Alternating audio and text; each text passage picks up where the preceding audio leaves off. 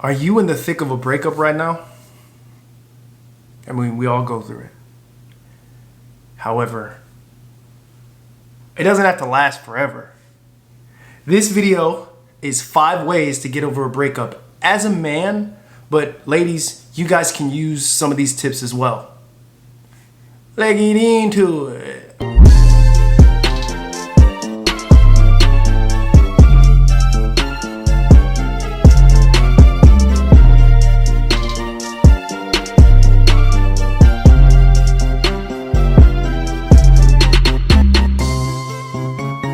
All right, let's start this thing off. Let me move this over here real quick. Yeah, and the side button is kind of throwing me off because it's doing this thing and I need it here, but fuck it.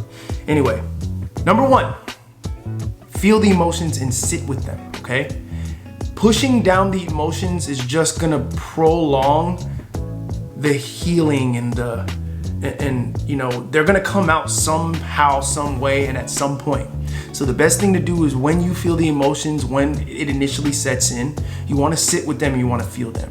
On the nights that you're home alone or whatever, just go through them, think about it, ruminate on it.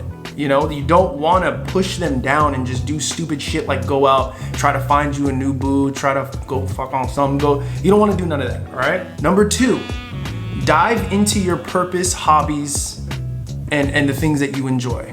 So when you go through this whole thing where you're sitting with the emotions, eventually you'll get to a point where it becomes like a little unhealthy to do it if you do it for too long, right? So pick up a hobby, continue doing a hobby that you already do. It can be anything that keeps your mind occupied and that you enjoy doing. I personally love playing video games. I don't do it unhealthily, but if I'm going through something, I really like to dive into a story-driven narrative game.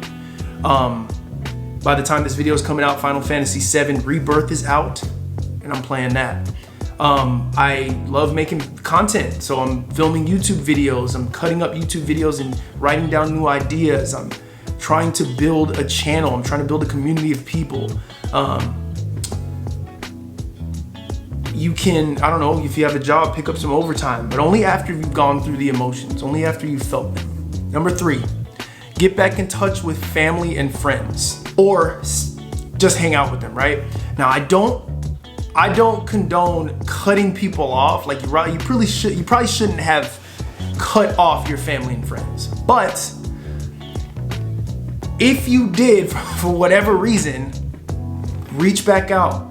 You know, mend things, because those people were there before the relationship and they should be there after. They typically help lift your spirits, hopefully, as long as they're not toxic, all right? Because I do know that toxic family and toxic friends exist, and if you have those people in your life, they shouldn't be there. Get them out of there. But if you have the uplifting kind, if you have the people that are in your corner like they should be, lean on them, okay? Because they would do the same they would want you to do the same for them. Number 3. As a man, gotta be in the gym.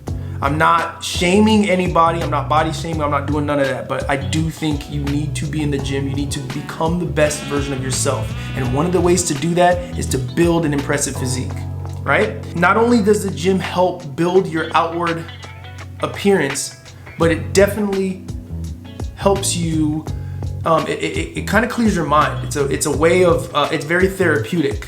You know, it's a way to clear your mind. It's a way to build some mental fortitude. So get in the gym. And plus, you know what I'm saying? Who's sad when you got guns? I'm sorry, y'all. But I'm not. Anyway, now the final one is understand why it happened. Do some self-reflection. Was it all that person's fault? Did you have a part to play in there?